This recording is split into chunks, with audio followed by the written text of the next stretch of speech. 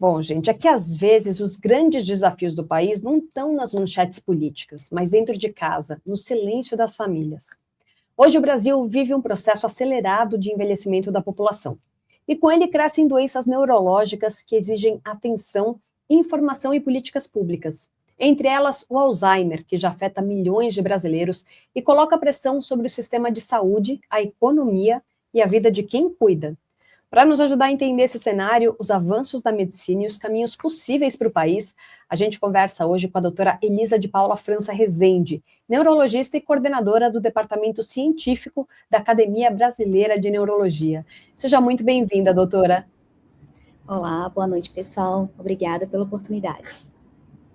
Um prazer falar com a senhora. Vamos lá, doutora. Hoje, quando a gente fala em Alzheimer no Brasil, do que exatamente a gente está falando em termos de impacto para as famílias e para o sistema de saúde? Bom, a gente está falando de uma doença muito prevalente no país. É estimado que até 90% dos casos seja subdiagnosticado, ou seja, as pessoas têm a doença e não têm o diagnóstico.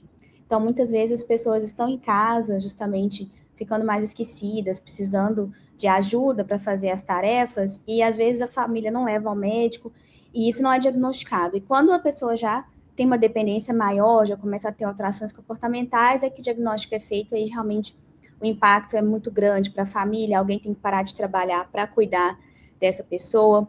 Então, é um número bem expressivo de brasileiros, a prevalência no Brasil é mais ou menos de 7%. Então, 7% da população idosa, de 65 anos ou mais, tem um diagnóstico de doença de Alzheimer, tem, na verdade, né, a doença de Alzheimer. Então, são muitos brasileiros afetados por essa patologia. 7% é uma porcentagem alta, né? Agora, a gente tem visto que a medicina, ela de fato tem avançado, mas a sensação é que a sociedade e o poder público ainda chegam tarde a esse tema. Onde que está esse descompasso, doutora? Exato. Primeiro, como eu falei, a falta de diagnóstico. Então, as pessoas, elas acham que, por exemplo, esquecimento é um processo normal, que faz parte do envelhecimento. Então, a pessoa, tá ficando esquecida, isso é normal. Então, primeiro, não procuram ajuda médica. Então, esse é o primeiro problema, né? O primeiro gargalo. O segundo gargalo é realmente a falta de capacitação. A gente sabe que o diagnóstico de doença de Alzheimer teria que ser feito até no posto de saúde, na atenção primária. Quando eu falei 7%, é uma população enorme. Então, não tem neurologista, nem geriatra, nem psiquiatra no Brasil para fazer diagnóstico dessas pessoas. Então, essas pessoas têm que ser diagnosticadas na atenção primária. Então, falta capacitação para os médicos da atenção primária fazer o diagnóstico. E no terceiro ponto, falta o acesso ao tratamento. Então, primeiro é o gargalo do diagnóstico e segundo o gargalo do tratamento.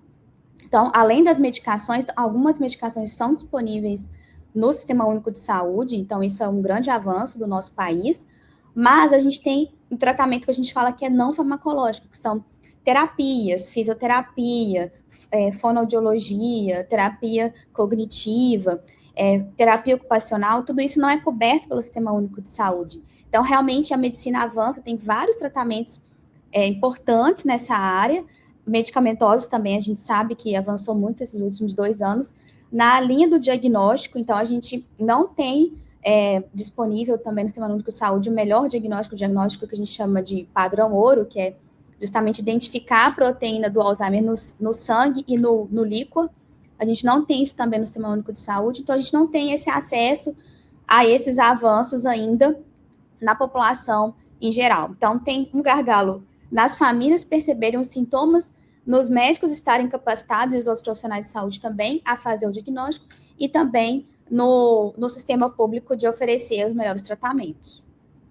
Agora, doutora, a senhora falou, por exemplo, sobre a questão do esquecimento, que o esquecimento não é normal, mas, por exemplo, quando uma família tem um histórico com Alzheimer, por exemplo, as pessoas costumam ficar um pouco mais atentas. Então, assim, puxa, eu estou sentindo a pessoa um pouco mais esquecida. E eu já fui chamada a atenção, por exemplo, de olharem para mim e falarem assim, não confunda esse esquecimento normal que todo mundo tem com o esquecimento do Alzheimer, porque é normal, conforme a gente envelhece, a gente esquecer algumas coisas. Como diferenciar o esquecimento normal, que vem de fato com a idade, do esquecimento do Alzheimer? Sim, é muito importante justamente para procurar ajuda médica no momento que é preciso. Então, o esquecimento normal é aquele que não interfere com as nossas atividades do dia a dia.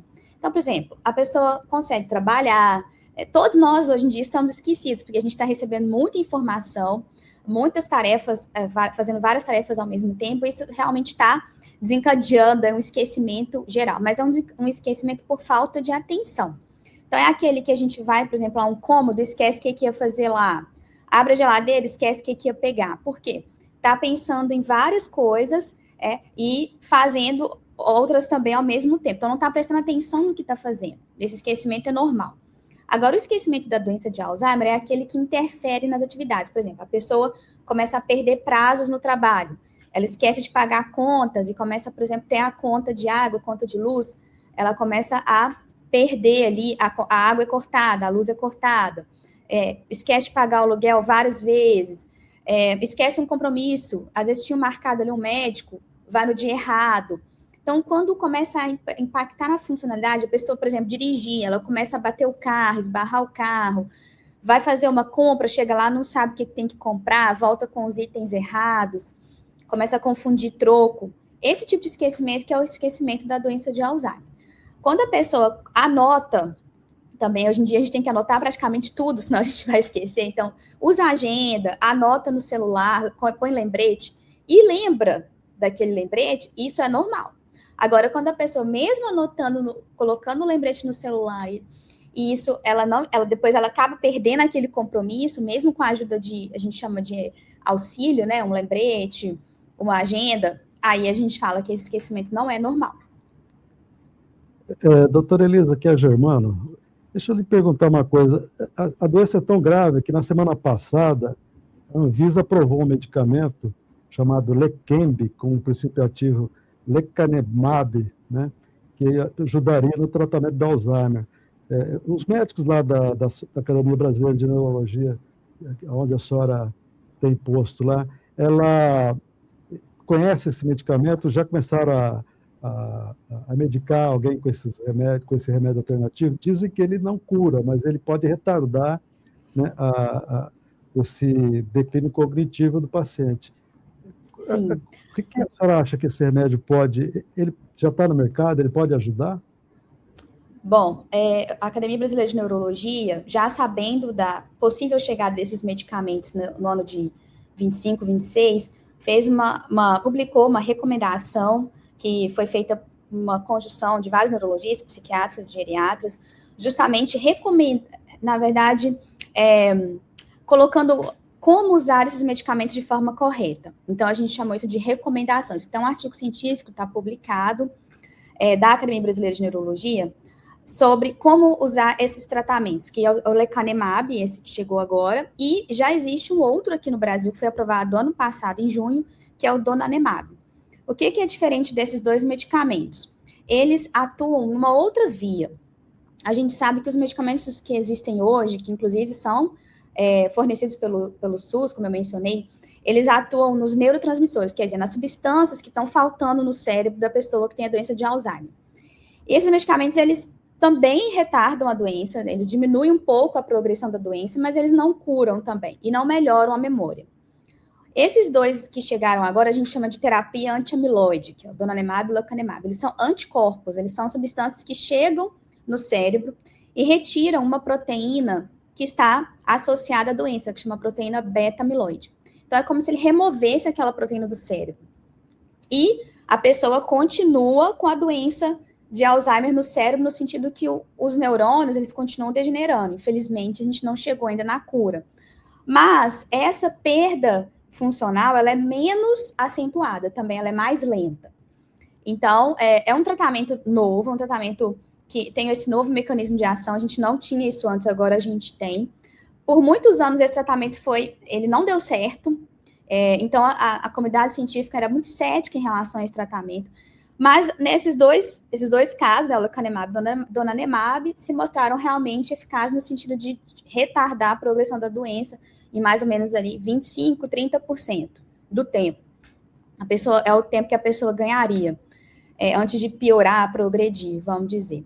A questão desses dois remédios ela tem duas questões. O preço, que é muito alto.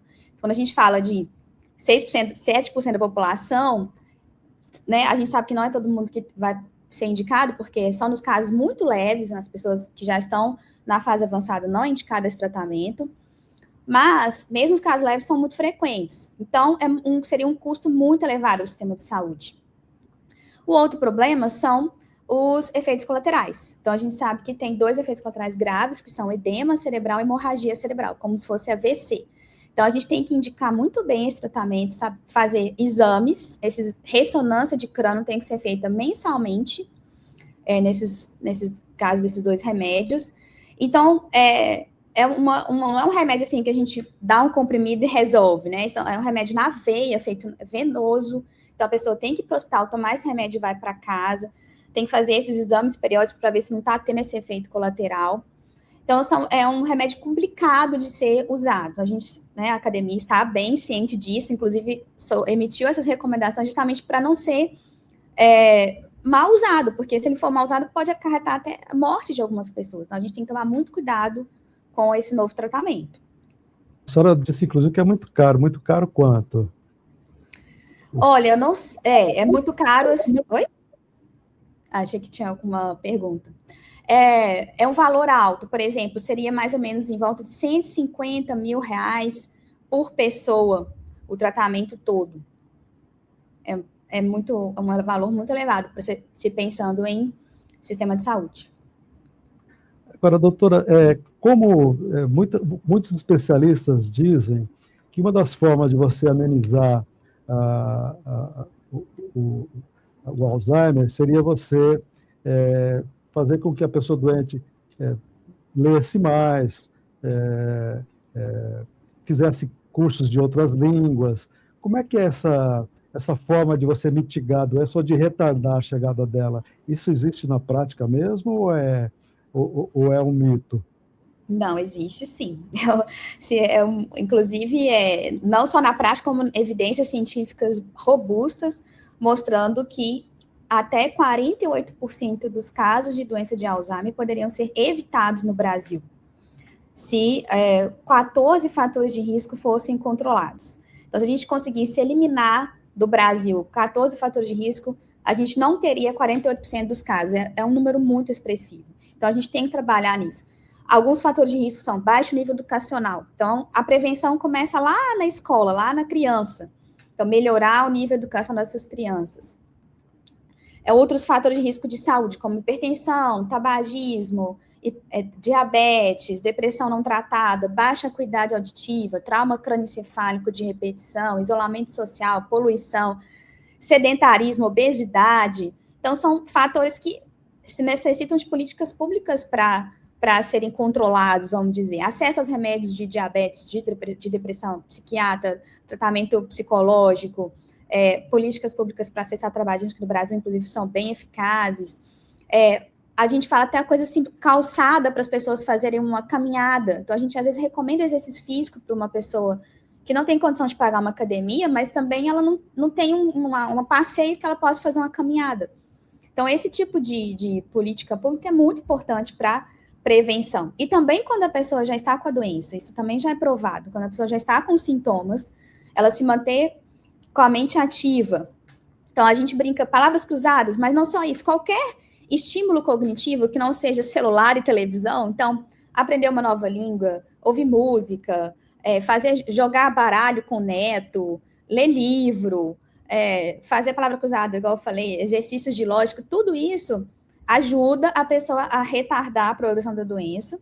Exercício físico já é mais que provado, e uma alimentação saudável. Então, a gente fala que quando as pessoas já têm um diagnóstico, esses três fatores têm que ser muito bem controlados para a pessoa não piorar mais rapidamente. Com certeza. Bom, hoje a gente está conversando com a doutora Elisa de Paula França Rezende, neurologista e coordenadora do Departamento Científico da Academia Brasileira de Neurologia. Doutora, do ponto de vista científico, o que realmente mudou nos últimos anos em relação ao Alzheimer? Existem razões concretas para otimismo? Sim, bastante otimismo. Primeiro, em relação ao diagnóstico. Hoje em dia, a gente tem um diagnóstico super preciso. Antigamente, a gente dava o diagnóstico base nos sintomas. E várias outras doenças que não Alzheimer dão os mesmos sintomas da doença de Alzheimer.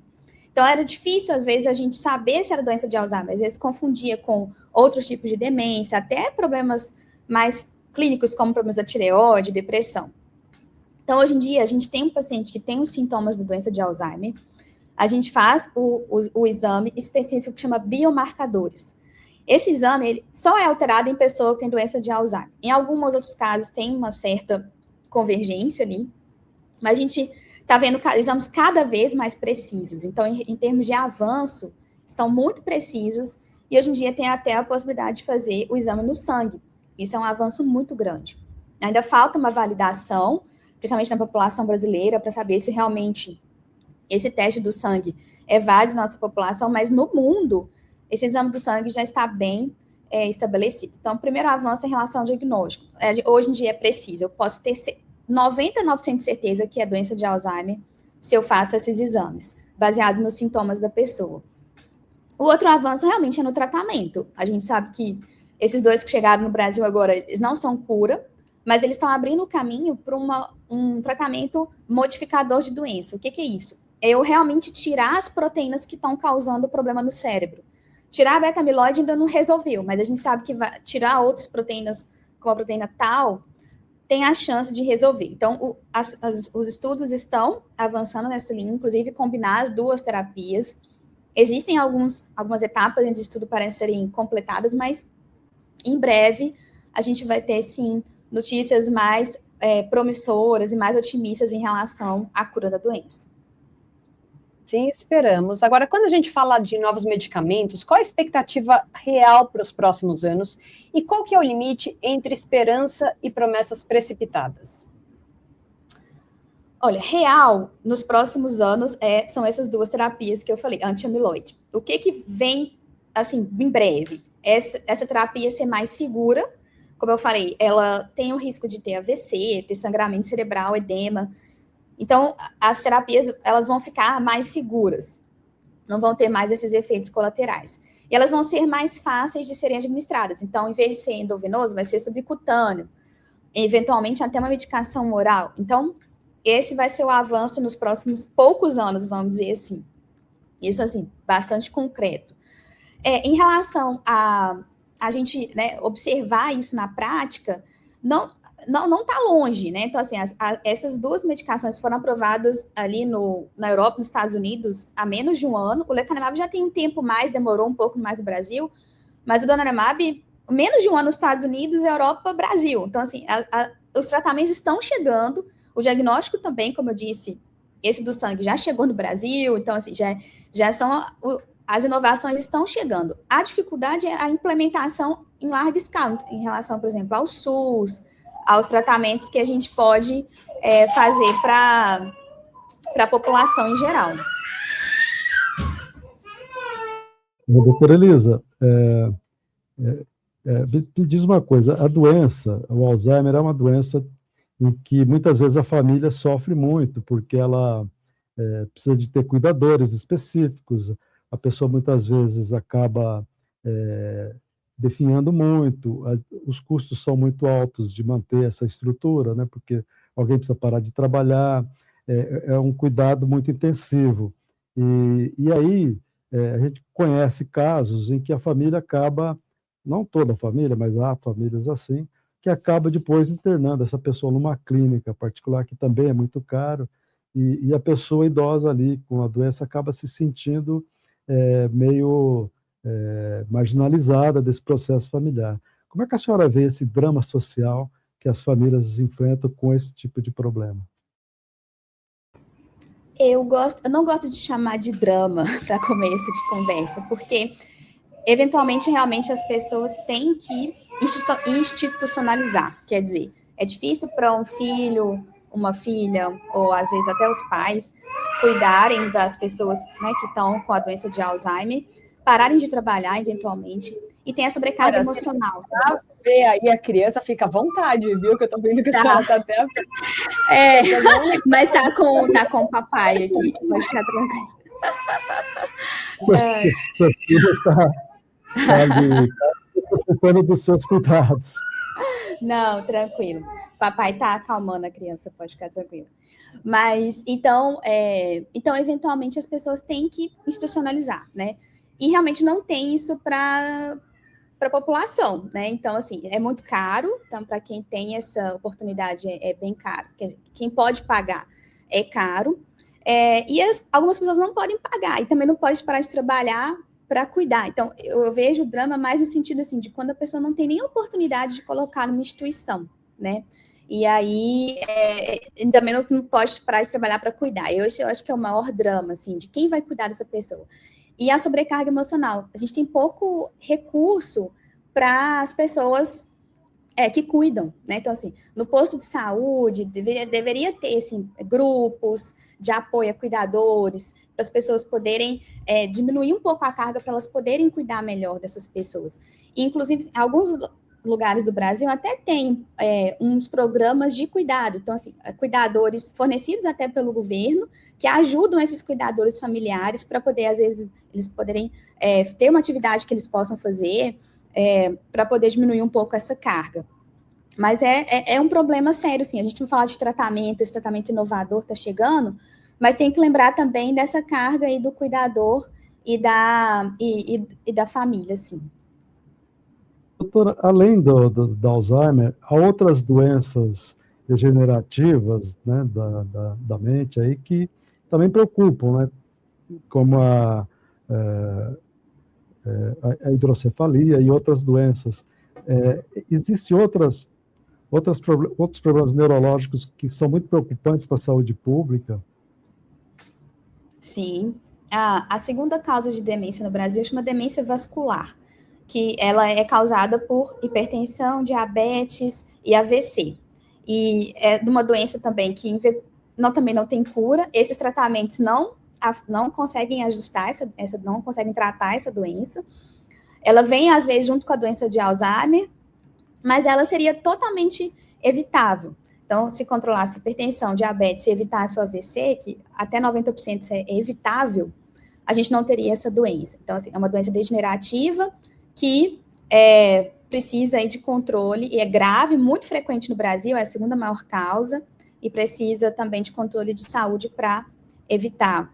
A hidrocefalia de pressão normal, que surgiu aí agora, acho que alguns casos de pessoas famosas, né, que tiveram essa doença, ela não é tão frequente, mas ela é uma doença importante porque ela tem um tratamento. Então, um quadro de demência, que também tem alteração de marcha, alteração de dificuldade para urinar, só que ela tem a cirurgia. Então, assim, é importante a questão aí do diagnóstico para fazer o tratamento eficaz. Então, essas doenças degenerativas são muito prevalentes. A população está envelhecendo, ela é muito prevalente na população à medida que o envelhecimento vai acontecendo, e elas têm um impacto grande, sim. Para quem tem um familiar com suspeita ou um diagnóstico recente, qual é o primeiro passo e o mais importante a ser dado?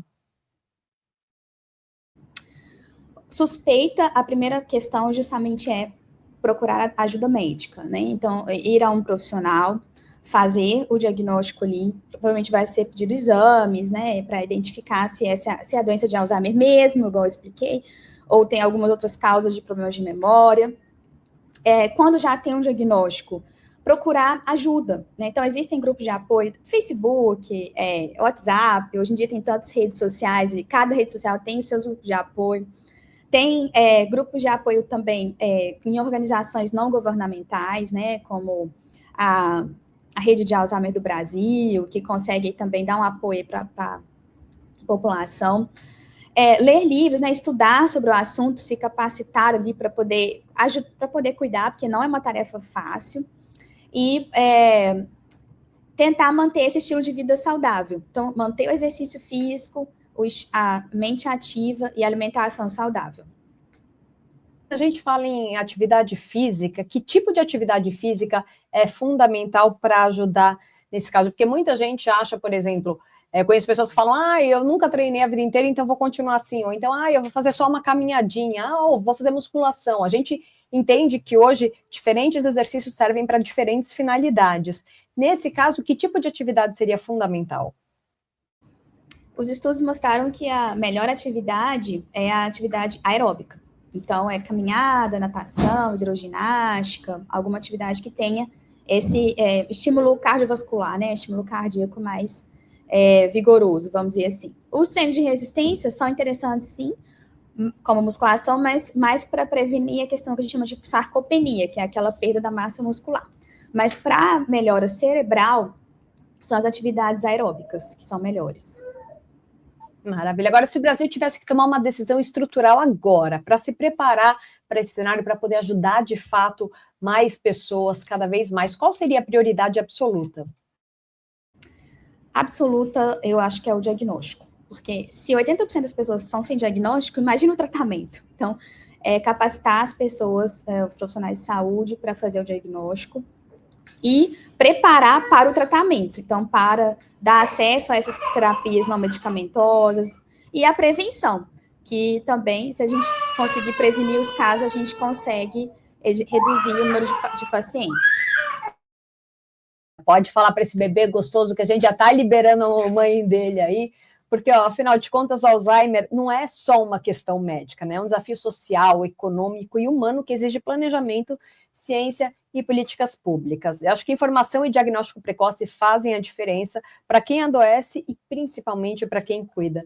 Doutora Elisa, muitíssimo obrigada por tirar uns minutinhos aí para conversar com a gente, e pode falar para o papai que ele está liberado aí, porque aparentemente o bebê está aí querendo falar com você também. Tá, joia. Muito obrigada, gente, pela entrevista. Foi ótimo. Obrigada aí por trazer esse assunto tão importante para a nossa população. Eu que agradeço. Obrigado, muitíssimo obrigada.